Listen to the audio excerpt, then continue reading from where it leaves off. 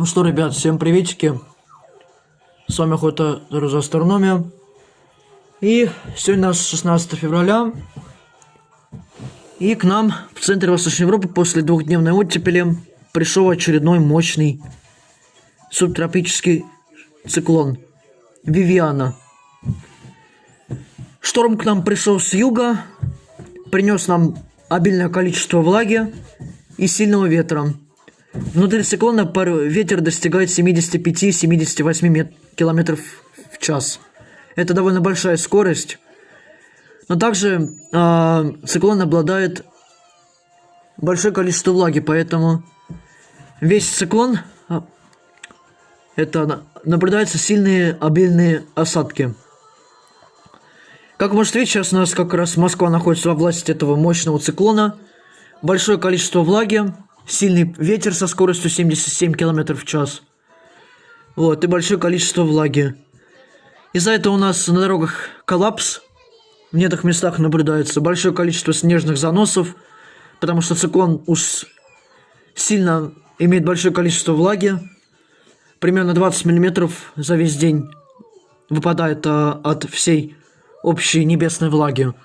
Ну и в вашем случае еще сильные осадки сохранятся до 10 часов вечера. Конечно, видео скоро выйдет про этот мощный субтропический циклон. Называется, кстати, его название Вивиана. Как можете видеть, вот так вот он выглядит.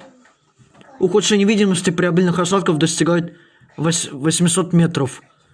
Сейчас в Москве, в том числе и в сторону области, наблюдаются километровые пробки из-за сильных обильных этих осадков. И усиление ветром до 77 км в час.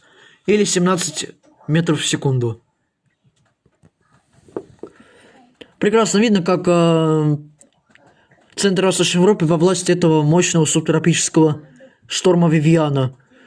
Обильные снегопады и ветер с порывами до 17 метров в секунду.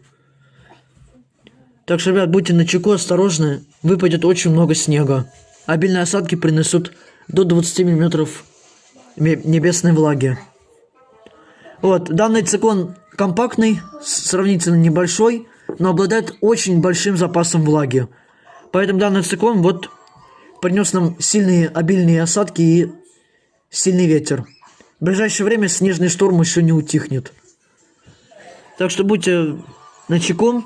В городе объявлен оранжевый уровень погодной опасности из-за Вивианы. Субтропический циклон будет еще около 4 часов с нами.